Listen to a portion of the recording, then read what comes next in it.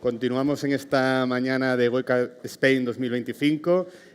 Pasamos de hablar de la banca a hablar de una organización internacional como es Naciones Unidas y cómo utilizan la tecnología para apoyar o para soportar muchas de las misiones y de las agencias que desarrollan su labor al amparo de Naciones Unidas. Sabéis que, y si no, ahora nos lo explicará nuestra ponente, que existe un organismo que es la UNICC, que es el Centro Internacional de Computación de Naciones Unidas y que además tiene una fuerte presencia en España. Contamos hoy con Milena Grecuccio, que es su subdirectora, para que nos pueda explicar un poco más sobre la labor y algunos temas más que seguro que podemos profundizar.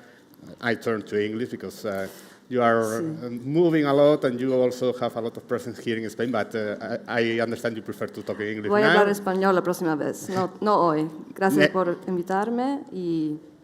Next year we take the word to talk in English, if you invite to talk me in again, Spanish, yes. sorry. But first of all, if you can explain a little bit, I was introducing what is the UNICC and what is the purpose of the UNICC, but if you can explain in your own words, what are the use cases of the UNICC, how are you supporting all the rest of United Nations missions, and also how are you enforcing the digital transformation of the UNICC, because that's of the UNICC and the United Nations itself as a group. Sí.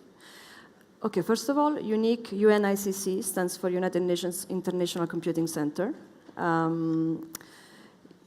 The organization was born back in the 70s essentially as a facility to share computing power, right? Mm-hmm. So that ends the terminology, computing. And it was 3 agencies that decided to buy a mainframe together. Mm-hmm.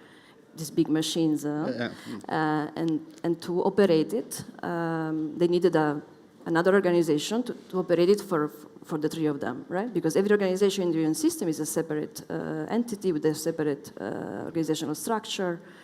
And just as a parenthesis, the UN is not just the UN Secretariat in New York that everybody knows because they host the General Assembly. All the agencies, all there the are missions 60 plus funds, programs, agencies, the humanitarian ones, the WHO, even agencies that maybe nobody knows it are the UN system agencies that take, for example, I don't know, the IAEA, the agency that takes care of the safe use of atomic energy. It's a UN system agency, ITU. We couldn't have this conversation and stream it globally if ITU didn't exist, right? Mm-hmm. The International Telecommunication Union.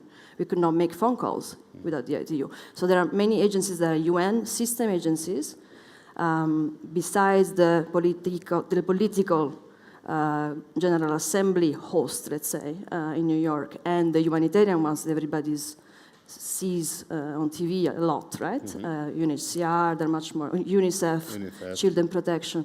There are also many agencies that help the world function better, right? So, and are relevant for business. Anyway, so 60 plus, I invite everybody to look at the UN system chart so to understand all the mandates. They all leverage technology, and they always have leveraged technology to operate and to deliver their mandates. And we've always been there for that since the beginning, back in the 70s, and we have taken them by the hand over 50 years with all the computing, the evolution of IT, right? Mm-hmm. So we became the main digital provider for the entire system. Mm-hmm. So we host most of the infrastructure, we host most of the, we manage data centers, we host most of the business systems, and we developed most of the key solutions that are, for the most part, shared across all of the agencies, right? So we also intervene in very programmatic cases. We can talk about the examples later, where we do very specific tech for very specific mandates, right? Mm-hmm. Because you cannot buy off-the-shelf tools for some of the specific actions that the UN operates on the field, for example. So yeah, we are the key digital provider for the entire family of the UN. And we operate one of the biggest office of ICC is in Spain, in Valencia. Mm-hmm. Yeah, let's talk a little bit about that because you have mentioned Spain is a very important hub for the UNICC, and especially in some topics such as cybersecurity, for example. So let's explain a little bit more on how the UNICC is approaching cybersecurity in this very uncertain scenario that we are living right now. So since we host most of the digital infrastructure and systems, we have to protect them, right? And globally, cybersecurity is I would imagine for all the businesses is a key topic and a key investment area. Threat actors are becoming more and more aggressive, sophisticated. They're using AI now to even increase the sophistication. And it's always a catch-up game, right? You have to become better than them, and it's a constant catch-up game. The UN system attracts also attackers that are specific, as you can imagine, to the UN. So there are attackers that attack across businesses. We attract a fair amount of, let's say, targeted. It's a very sexy name to attack. Exactly. I have hijacked the United Nations. For one reason or the other, right? So because of that, we really have to protect our digital environments. And UNICC is essentially providing the external perimeter protection, because every agency protects as cybersecurity capability to protect their own data, and we have the external perimeter of all, right? All of the, if you look at the cybersecurity classic methodologies, you got prevent and then respond and restore. Right? And restore. So we prevent with risk assessment and all the security measures, and we monitor, right? From Valencia, we monitor as well. So we have the common secure operations team sitting in Valencia, where we monitor 24/7. Okay, then we have also offices in other regions where we can follow the sun for the 24/7. But we monitor from Valencia the entire perimeter of all the UN system agencies that are basically covered by our services, which is all of them essentially. Mm-hmm. So yeah, many professionals also coming from excellent Spanish universities work for us, but also professionals from all over the world that come to Valencia to work for us in cybersecurity. It's not enough. Again, it's a catch-up game. So to make sure that we protect this perimeter better, we have created now, because we are self-funded, we don't have for our operations, we don't have regular funding. We have, every agency dedicates to us a portion of their budget for us to deliver service. So we operate like a business really in our context, okay? But we have now created a fund for cyber where we invite member states to participate, because it's really the external walls that we are trying to strengthen. And this fund is fairly successful, so attracting member states funds directly for the external protection of this Spain ecosystem. Is one of these state members? Spain is contributing in many ways, and we're discussing about the fund. The funds. You are discussing. Yes, about of course. Spain But Spain is contributing in many ways. I cannot complain. I didn't get the headline here. Especially with the people skills. I think we are in Valencia, and not only us. I mean, Valencia, Spain is attracting technologists in the UN from all of the agencies. So ICC, of course, is the biggest presence in the UN base and in Spain. But also the technology teams of other agencies are now converging in Valencia. It's not the time to let go of that vision. It's time to continue. We have to enforce It's that. important to continue, but it's happening. Yeah. And you have mentioned we are coming from the mainframes in the 70s. Sí. Now we are working, and you are working a lot with artificial intelligence. That is the key topic, the trendy topic right now.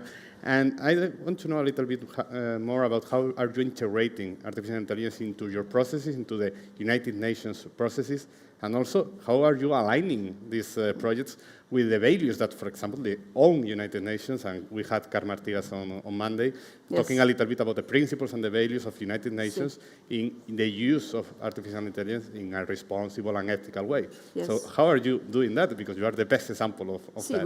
We are the ones developing what the ethics measures are supposed to be, and there's a lot of conversations about that. So we should be the ones walking the talk right away, and we are very, very, very aware of that as UNICC. So like you said, from mainframe to AI, the journey has been quite an interesting one, and we are at the forefront of technology all the time. So AI, supercomputing. And in AI specifically, as we speak, we're establishing the AI hub. So again, a shared space where AI can be AI tools can be developed in a safe, inclusive, ethical, responsible manner. How? It's not easy, okay? I mean, the technical methods are, I don't want to go into technical details, but in essence is training the models, right, in a way that it injects some of the principles, testing, and also having humans involved in the testing with to check for bias, etc. So the coding itself has to be bias-free, but it involves learning. The models should learn and be trained and then be tested from that point of view. We have we're creating an AI university for the UN system ecosystem because it's important to learn how to use these tools, right? It's really like the human should still be aware of the fact that it's a tool, and then, and the interaction with the tool has to be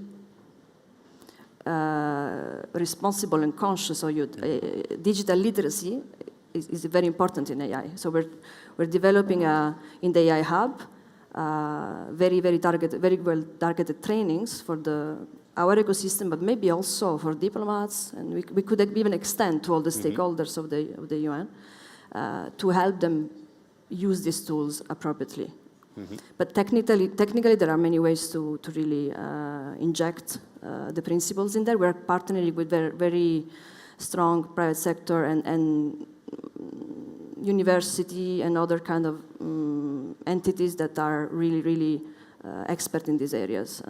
I invite you to follow AI Hub UNICC to really stay on top of the partnership, because we partner a lot with external, private sector entities and all types of organizations to deliver our mandate. We cannot do it alone. We have a very strong partnership model.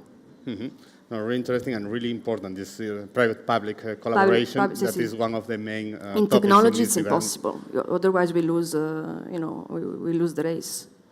I want to finish because I think we are a little bit out of time, but we are seeing a really strange worldwide scenario with a lot of wars and political incidents in many places, and the United Nations is working in many of these places to help with the humanitarian issues, trying to provide aid to many of these places. And sometimes it has not been so efficient as maybe many of us would want, and maybe a lot of bureaucracy. Some politicians, the top leader politicians, have talked about the inefficiencies of the United Nations. I don't know if technology in this case can be a tool in order to solve some of these questions and also accelerate the aid and the help that the United Nations can provide on the field. It is undeniable that these times are creating an enormous pressure on all the agencies, and then it is undeniable that especially field operations and operations that are, the last mile in delivering aid and delivering the missions are suffering a lot. And, it's an interesting time because it's definitely disruptive, but hopefully it's not going to be destructive, okay? Because you cannot destroy the good things that are actually that have been delivered for so many years, right? So disruption is, in some sense, positive, disruptores, right? And technology can be at the forefront of that. And I think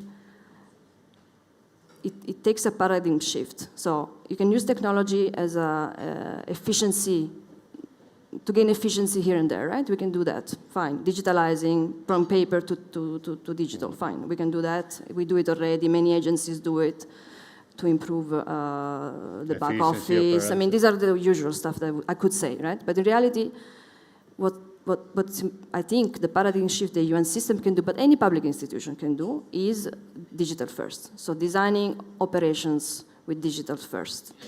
And with that, not only you streamline, you accelerate. Example, cash assistance to refugees, right? We have gone digital first for that. We are now processing 1.2 billion of cash assistance through one system, fast, straight to the recipient. Sorry for the banks in the room, avoiding a lot of the fees in between and going straight to, thanks to digital money, straight to the beneficiary, right? ICC has built that. And that's an example of how technology can really streamline and add, because I'm sure that before, some people could not even access the cash assistance because they didn't have a bank account. Refugees, bank account, they don't even have an ID, account, yeah. Right? We also provide technology for ID for vulnerable populations, right? You have refugees, but you also have stateless people, right? So UN has the legal abilities to recognize a person as a person, where the country doesn't, right? So, and we provide the technologies for the identification, for example. So, but the good thing about SEC is the reuse. The same technology has been used for ID for our own staff members, the backbone, let's say the building blocks, no? For our own staff members, for the retirees that then are back to their home in their own countries and they have to get the pension from the UN, and to really prove that they're still alive, you know, they can use an app now, and before there was a paper-based process. So we can use internal technology to help internal, let's say, bureaucracy, but the building blocks, if well thought, they are already being used for programmatic... for the final citizens programmatic, that are the ones that really need that. Absolutely. Same technology was used for registering all the attendance to the COP conference, the same building blocks. So reuse, which means also less costly. And ICC is an interesting model because we are an agency, but we also have our board. It's like a cooperative. Our board is composed of all these agencies, the leadership of technology for each agency. They sit at the table and they discuss how to share resources. So it's a very interesting model, and I think it's conducive to what you were saying, you know, drive innovation together and drive efficiencies together. Really interesting to reuse and re-scale, and you gain scale. Absolutely, with scale that, is the... With that so much. Is the word. Thank you so much. Thank you so much, Milena, for your time and for explaining the role of UNICC in this place. Thank you. It's been a pleasure. Thank you.